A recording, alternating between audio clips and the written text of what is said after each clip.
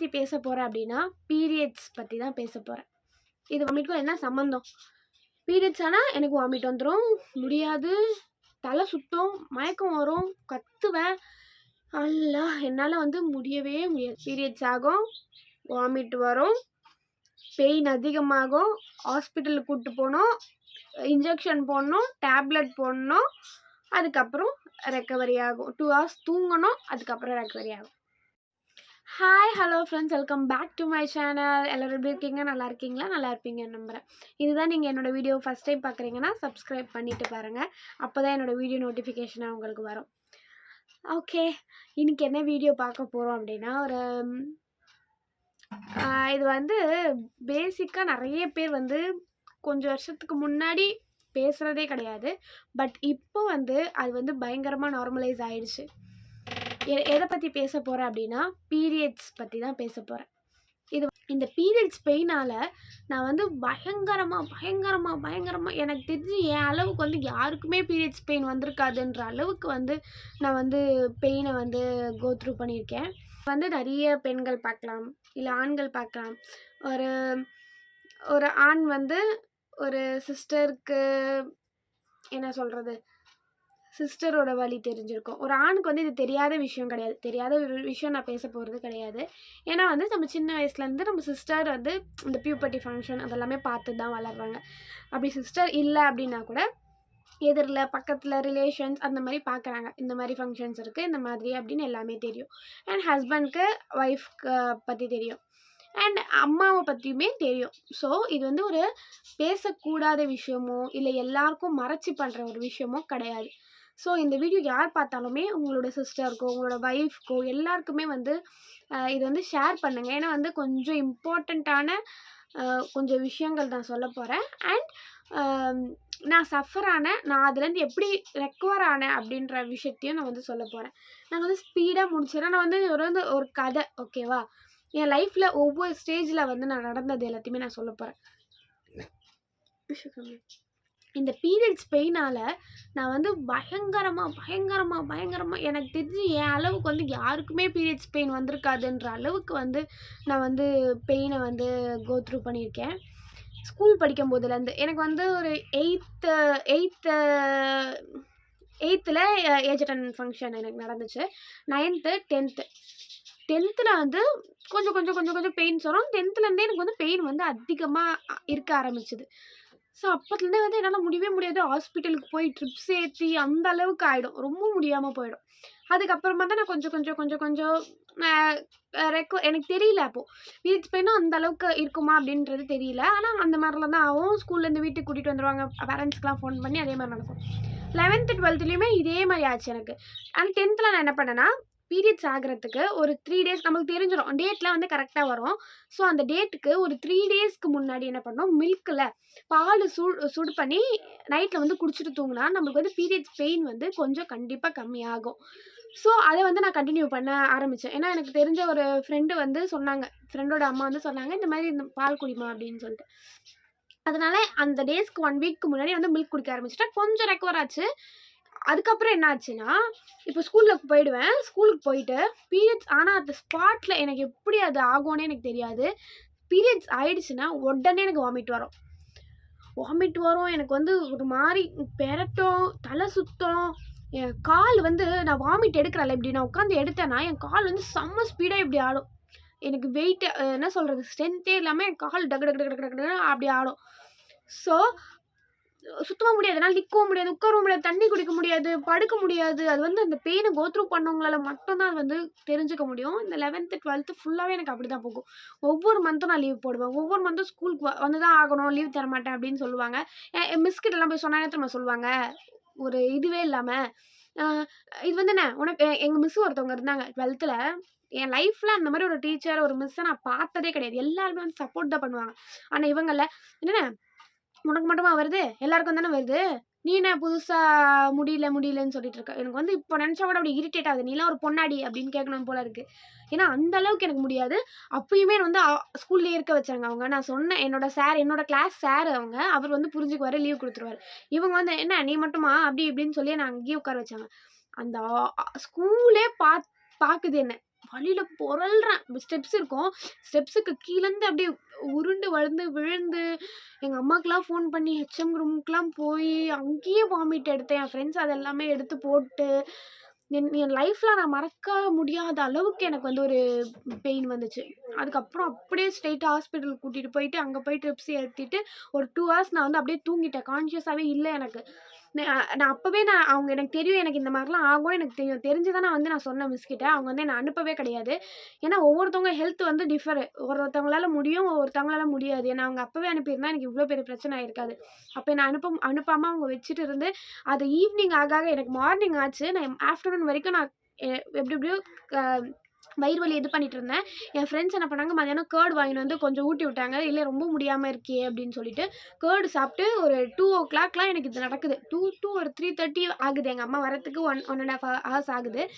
அதுக்குள்ள எனக்கு இதெல்லாம் நடக்குது. அப்புறம் ஆட்டோல வந்தாங்க அம்மா. ஆட்டோல வந்து என்ன கூட்டிட்டு போயிட்டு அப்படியே ஹாஸ்பிட்டல்ல உட்கார வச்சு, அதுக்கப்புறம் ட்ரிப்ஸ் ஏத்தி, அதுக்கப்புறம் இதெல்லாமே நடந்துச்சு. ஸோ இவ்ளோ தான் கடந்து வந்தேன். அதுக்கப்புறம் என்ன பண்ணேன், காலேஜ்ல வந்து எனக்கு தெரிஞ்சிருச்சு. ஓ! நம்ம என்ன பண்ணாலும் நம்மளுக்கு இது போவாது போல. அப்ப நம்ம என்ன பண்ணோம்னா, இப்ப லீவ் போட்டுறலாம். பரவால்ல. எனக்கு வந்து எங்க காலேஜ்ல வந்து லீவ் போட்டா நம்ம வந்து ஒரு நாளைக்கு வந்து ரூ. 100 பே பண்ணணும். ஒரு மந்த்துக்கு 1 லீவ் தான் போடணும். அது மேல நம்ம போனோம்னா, ஒரு செமஸ்டருக்கு இவ்ளோ லீவ்ஸ் தான் இருக்குல்ல. ஒரு செமஸ்டர் ஃபுல்லா நீ சேர்த்தீன்னா, நீ ஒரு 5 லீவ் தான் போடலாம்னு நெனைக்கிறேன். அதுக்கு மேல நீ போட்டீன்னா, கம்பல்சரி வந்து ஒரு லீவுக்கு ரூ. 100 அந்த மாதிரி கணக்கு. ரொம்ப கொடுமை. அதெல்லாம் நான் இன்னொரு வீடியோல சொல்றேன் சரியா? அந்த மாதிரி பரவால்ல காசு போனாலும் போகட்டும். என்னால வந்து ஹெல்த் முடியாம இருக்க முடியாது அப்படின்னு சொல்லி. மீறி நம்மளுக்கு எனக்கு தெரிஞ்சிரும் அப்புறமா நான் லீவ் போட்டுருவேன் முன்னாடியே. தெரியாம சம்டைம்ஸ் ஆயிடும்ல. அப்பயுமே காலேஜ்ல ஃபோன் பண்ணி எங்க அம்மாவ வர வச்சு, எங்க அம்மா வேலை விட்டு வருவாங்க. என்ன வந்து பார்த்து ஆட்டோ வச்சு தான் கூட்டிட்டு வரணும். பைக்லலாம் உட்காரவே முடியாது என்னால. எதுவுமே பண்ண முடியாது. அந்த அளவுக்கு முடியாம ஆயிடும். அதுக்கப்புறம் வீட்டுக்கு அனுப்பி விடுவாங்க.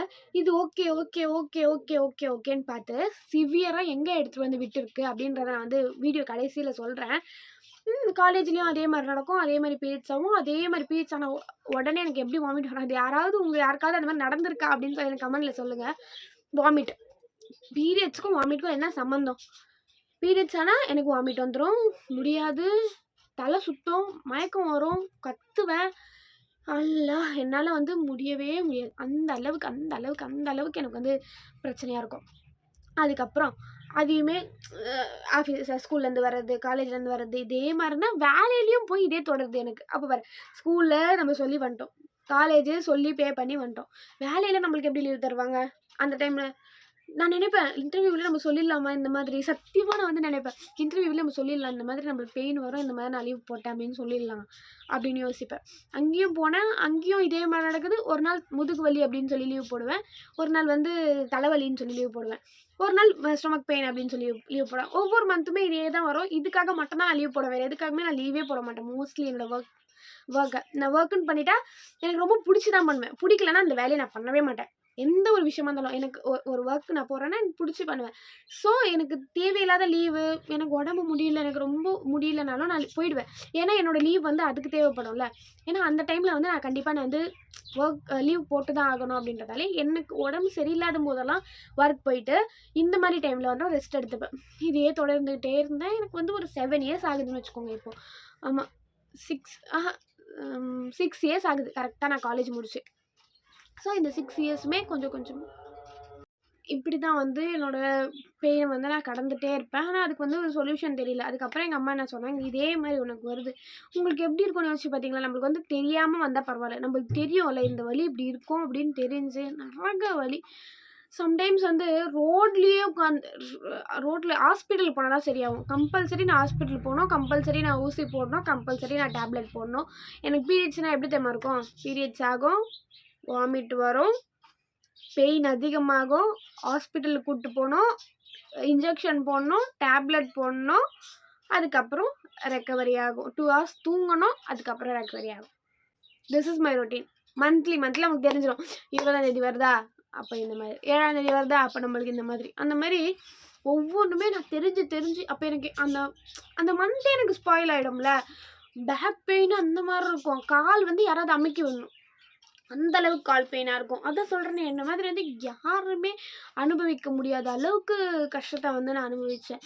இதுக்கு வந்து என்ன சொல்கிறது, என் லைஃப்பில் வந்து இந்த மாதிரி லைஃப்பில் இவ்வளோ நாட்கள் நான் வந்து இப்படி கடந்திருக்கேனா அப்படின்றது எனக்கு தான் தெரியும். இது வந்து நீங்கள் ஸ்கூல் ஸ்டூடெண்ட்ஸ் பார்க்கலாம், காலேஜ் ஸ்டூடெண்ட்ஸ் பார்க்கலாம், இல்லை நீங்களுமே இதே மாதிரி சஃபர் ஆகலாம், இல்லை உங்களுக்கு தெரிஞ்ச யாராவது இது சஃபர் ஆகலாம். அதனால் அவங்களுக்கு வந்து கண்டிப்பாக இந்த வீடியோவை அனுப்புங்க. இதுக்கு வந்து நான் வந்து என்னென்னலாம் நான் ரெக்கவர் பண்ணேன், இதுதான் எனக்கு வந்து சிம்டம்ஸ் சரியா, இப்படிலாம் தான் எனக்கு நடக்கும். இதுக்கு வந்து இதுக்கு பதில் வேணும். இதை நான் எப்படி க்யூர் பண்ணேன் அப்படின்றது உங்களுக்கு தெரியணும் அப்படின்னீங்கன்னா, எனக்கு வந்து கமெண்டில் சொல்லுங்கள். நான் நெக்ஸ்ட் வீடியோ வந்து அதில் போடுறேன். ஓகேவா? இது வந்து பார்ட் 1. பார்ட் 2 வந்து அதில் வரும். நீங்கள் கமெண்ட் பண்ணால் மட்டும் தான் நான் வந்து இதுக்கு நெக்ஸ்ட் நான் வந்து சொல்லுவேன். ஏன்னா இதோட சொல்யூஷன் இது வந்து நிறைய பேர் எனக்கு இப்போ எதுக்கு வீடியோ போடணும்னு தோணுச்சு அப்படின்னா, என்னோட பக்கத்து வீட்டில் வந்து ஒருத்தவங்க வந்து சின்ன பொண்ணு இருந்தால் வந்து 9th ஸ்டாண்டர்ட் படிக்கிறா. அவளுக்கு வந்து பீரியட்ஸ் பெயின் வந்து இதே மாதிரி ஹாஸ்பிட்டலுக்கு கூப்பிட்டு போனாங்க. என்ன ஆச்சு அப்படின்னு கேட்கும்போது இந்த மாதிரி பீரியட்ஸ் அப்படின்னாங்க.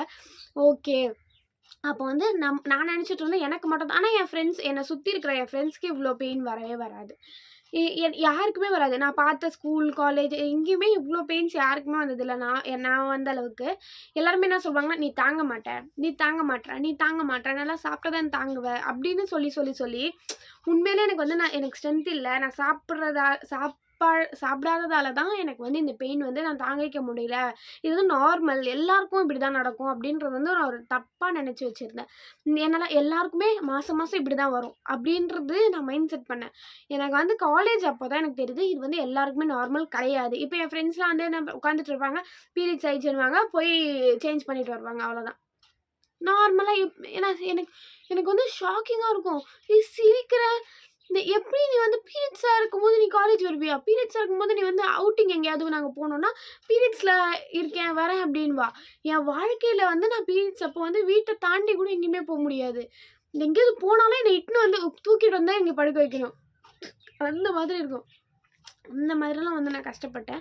இப்போ அந்த பொண்ணு பண்ணோனே, ஓகே இந்த மாதிரி நெறைய பேர் சஃபர் பண்றாங்க. அப்போ நம்ம சொன்னா, யாராவது இந்த வீடியோ பார்க்குற ஒருத்தவங்களுக்காவது அது யூஸ்ஃபுல்லா இருக்கும் அப்படின்றதுக்காக இந்த வீடியோ நான் எடுத்தேன். உங்களுக்கு தெரிஞ்சவங்களுக்கு யாருக்காவது பெயின் வந்துச்சுன்னா இந்த வீடியோ அனுப்புங்க. அவங்களுக்கு சொல்யூஷன் வேணும்னா சொல்லுங்க. நான் நெக்ஸ்ட் வீடியோல நான் என்னென்னலாம் பண்ணேன், எப்படி எப்படிலாம் அத க்யூர் பண்ணேன் கடவுள் புண்ணியத்துல அப்படின்றத நான் சொல்றேன். சரியா? பாய். இந்த வீடியோ உங்களுக்கு பிடிச்சிருந்தா லைக் பண்ணுங்க, ஷேர் பண்ணுங்க, கமெண்ட் பண்ணுங்க. மறக்காம இந்த பெல் ஐகானை பிரஸ் பண்ணிடுங்க. அப்பதான் என் வீடியோ உங்களுக்கு நோட்டிஃபிகேஷனா வரும். Thank you.